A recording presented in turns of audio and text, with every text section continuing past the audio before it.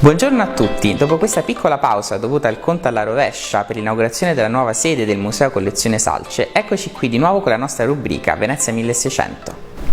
Oggi parliamo di un manifesto, il manifesto dell'artista San Marco, che sponsorizza i preziosi profumi veneziani Calì. La donna raffigurata sembrerebbe richiamare modelli iconografici quali la Venere pudica nella sua bellezza, nudità e nelle parti intime coperte. I capelli biondi sono forse prodotto del modello di bellezza della donna angelicata petrarchiana.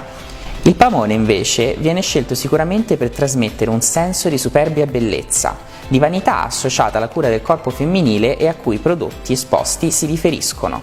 I profumi ricordano anche gli unguenti da maga maliziosa e ipnotizzatrice come la maga Circe, o da femme fatale tanto cara al simbolismo e all'Art Nouveau. Infatti la donna guarda dritto allo spettatore in modo ipnotico e provocante. Il tema dello sguardo gioca un ruolo importante. Gli occhi della donna sono magnetici come quelli di una medusa, ma ci sono anche gli innumerevoli occhi della coda del pavone che enfatizzano ancora di più il senso ipnotizzante e ammaliante del manifesto. L'artista potrebbe richiamare visivamente l'allegoria della vanitas, come quella di Giovanni Bellini o di Antonio de Pereda.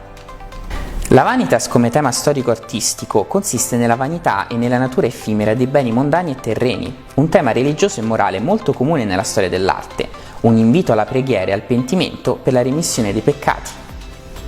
Nel manifesto di San Marco, però, non troviamo l'aulico senso religioso e morale che invita a guardarsi dalla caducità delle cose terrene.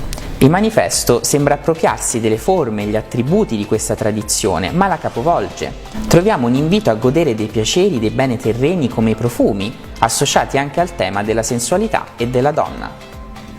La tradizione moralistica e ricercata di questo tema viene convertita in un messaggio più diretto e volto alla persuasione, per indurre la donna veneziana a seguire l'ultima moda e usufruire dei prodotti pubblicizzati.